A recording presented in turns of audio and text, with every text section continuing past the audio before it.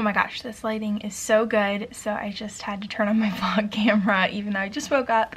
So I look like I am a mess and my face is all puffy, but we'll get over it.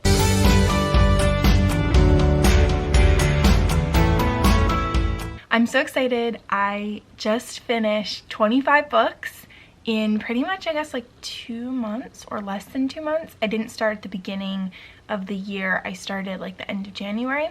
So I'm really excited. My goal is to read 100 books this year. So you'll see maybe even 200.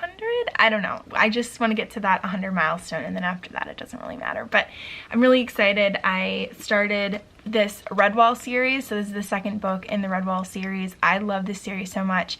My parents read Redwall to me aloud when I was a kid. And so Redwall is this book about basically animals. And the first book was about this mouse named Matthias. And it's funny, I actually, when I was a kid, he's this warrior mouse. So he has this sword and he has this really cool shield. And when I was a kid, I actually made a wooden sword and a wooden and fake leather shield. And it was so cool because I loved Redwall so much. What is going on with my hair? So I love that series so much. It's so cute. This warrior mouse defends this abbey called Redwall. And so the second book is about Martin, who was the mouse before him, the warrior mouse before him. So it's just so much fun. You can see it's a really thick book and there's probably like 20 some books in this series and I do have a lot of them. So I'm really enjoying reading them. The author is British and so he has a really fun kind of proper way of speaking and it's just written really well and it's a fun series to read. I definitely like reading fiction books, I think, more. I'm reading kind of nonfiction books, but it's so much slower. My brain fog gets a lot worse and I honestly just want to read kind of for fun. So I kind of have one fiction book going and one nonfiction book going at a time and that's kind of what I'm doing so far and it's working. It's working. It's a lot of fun. Like I've been reading some Stoic books and just some random books, but I'm definitely going through the fiction books a lot faster. Also, I don't know what is happening, if it's all in my head or if it really is, but I have been hearing an animal noises in my wall. So my bed is right here and in this corner, I will hear an animal. And I've like lost sleep over it. The first night I heard it, I slept on the couch downstairs because I was so freaked out. So there's an attic if you go in through my closet here. So my hypothesis is that there's an animal in the attic that got into that wall. But it's so creepy. It's so specific. Usually it's between midnight and 1 a.m. And it's like a really weird sound. It's about every 10 minutes. I'll insert a video here because I recorded it twice. And it is just the weirdest sound.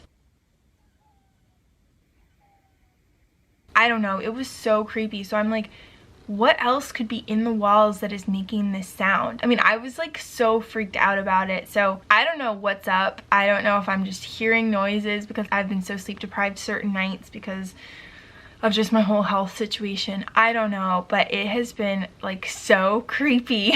And yeah, I've never had something like that. We live in an old house, so you know, the walls creak a lot. I call this room like the gable because there's windows here, there's windows in front of me, and there's windows up here.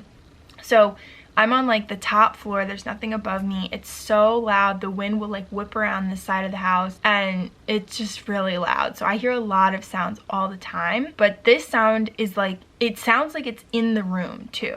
Like it doesn't even sound like it's in the wall, it sounds like it's in the room. Like the first couple nights I heard it, I literally like took apart my room being like, what is this? Where is this coming from? Could not find anything and I figured out, I think it's in the wall. So I don't know. It's just been really creepy and I feel like I'm going crazy and it's just, I don't like it. Yeah, that's been weird and that has kept me up so much. I just feel like I attract like weird things, you know? It's very strange, so. Anyway, I just wanted to share that because that is a really weird story. And the last update I wanted to talk about was I had a doctor's appointment yesterday. I had a telehealth appointment with my primary care physician and I literally just started bawling as soon as we started talking with her. And I think what triggered it is right before we started talking with her, I had this really weird feeling. So I was sitting upstairs reading a book and I was so uncomfortable that day. Like yesterday, I was just so uncomfortable, could not get comfortable. My chest would feel a little bit better if I just sat ramrod straight. So I was doing that, felt really uncomfortable. So I went downstairs and just laid on the couch for a bit. I was really uncomfortable, I was moving a lot. And then I felt like an intense, sharp pain. And then it felt like it almost felt like a dam broke or something gave. And then it felt like fluid was like moving or draining like off of my like left chest. It was so weird, and it felt like there was less pressure on my chest. There was still diaphragm pressure, and my sternum, there was still a lot of pain and pressure on that, but it was so weird. So I was pretty freaked out, and this was right before our appointment with her. So she was like, okay, so like tell me what's been going on. And there's a spot right below my sternum, kind of right above my stomach in the middle, where like I can't even touch it. It is so uncomfortable. I don't know what the issue is. Even thinking about it, I'm like so uncomfortable and just, oh, I don't know what it is, but like I can't touch it. So anyway, I was showing her where the spot was, my doctor, and I touched it. It like triggers my body. It's just like the weirdest response, and I just started crying, and I basically had to go through all my symptoms just bawling. I was like, I don't know why. Like, this is the first time my doctor, I think, has ever seen me cry in like almost 20 years of seeing her. So that was embarrassing. But I'm not like embarrassed to cry. I just wanted to be more composed and put together, and I just like lost it.